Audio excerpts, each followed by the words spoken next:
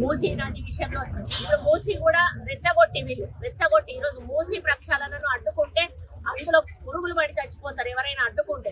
ఎందుకంటే మూసీ ప్రక్షాళన అనేది జరిగితే అది హైదరాబాద్ కు ఎంతో వన్నె తెస్తుంది, హైదరాబాద్ ప్రజలకు వన్నె తెస్తుంది, రేపు పర్యాటకులను ఆకర్షిస్తుంది, పెట్టుబడులను ఆకర్షిస్తుంది. అటువంటి మూసీ ప్రక్షాళనకు పూనుకుంటే వెళ్ళి వాళ్ళని రెచ్చగొట్టి వాళ్ళతోటి మైకుల ముందట మాట్లాడించేసి వాళ్ళ పేడ్ ఛానల్స్ ఏవైతే యూట్యూబ్ ఛానల్స్ ఉన్నాయో ఒక 15-16 ఛానళ్ళని పెట్టుకొని వాటిల్లో వైరల్ చేస్తూ ఆ కార్యక్రమాన్ని చేస్తా ఉన్నారు.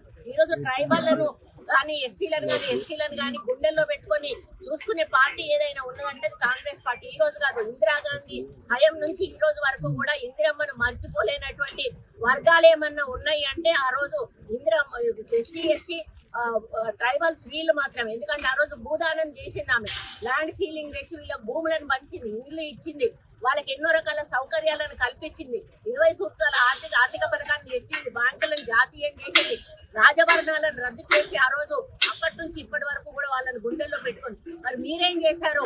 మీరు పోడు భూమిలో ఉన్నటువంటి ట్రైబల్స్ ను ఇష్టం ఉన్నట్టుగా లాఠీ చార్జీలు చేసి కనీసం పిల్ల తల్లులను అంటే పాలిచ్చే తల్లులతో సహా అమాయకులను తీసుకుపోయి మీరు జైళ్లలో పెట్టి రోజుల తరబడి పెట్టి మీరు హింసించినటువంటి మీరు ఈ రోజు ట్రైబల్స్ గురించి మాట్లాడే హక్కు మీకు లేదు.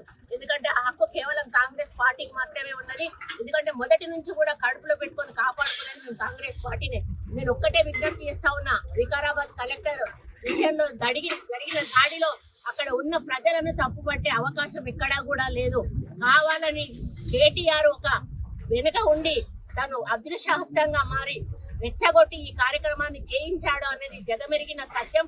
అందులో మీరు పావులైపోయారు. దయచేసి ఇక ముందు బీఆర్ఎస్ వాళ్ళు ఇటువంటి ప్లాన్లు చాలా చేస్తారు. ఎందుకంటే ప్రభుత్వాన్ని ఎదుర్కోవడానికి వాళ్ళకి ఎక్కడా కూడా ఏమీ దొరకనప్పుడు ఏం చేస్తున్నారు, వాళ్ళు క్రియేట్ చేసి దాన్ని సీన్ చేస్తా ఉన్నారు. ఈ విధంగా క్రియేట్ చేసి అమాయకులను బలి చేస్తా ఉన్నారు.